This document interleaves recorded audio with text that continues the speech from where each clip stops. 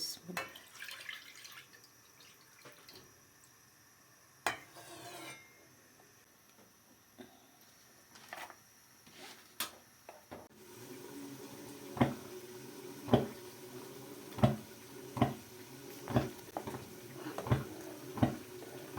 इसको जी हो गया है 20 मिनट 15 मिनट हो गए हैं पकते हुए। अब थोड़ा सा ये गाढ़ा हो जाएगा तो फिर हम इसमें शामिल करेंगे सेवइयाँ। सेवइयाँ डाल दी हैं मैंने, आँच मैंने इसकी स्लो कर देनी है।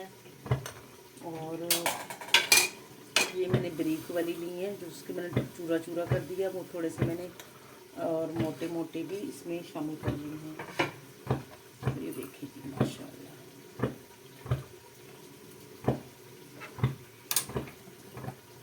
बिस्मिल्लाह।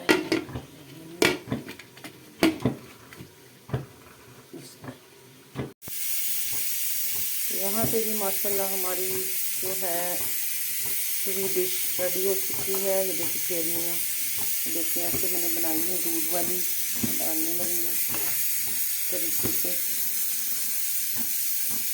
किसी को देना है कोई अड़ोस पड़ोस में, बाकी बच्चों को भी देती हूँ। तो ये देखो मैंने टाइम पे बना के रेडी कर दी हूँ अल्हम्दुलिल्लाह। बादाम मैंने इसमें डाल रखे हैं।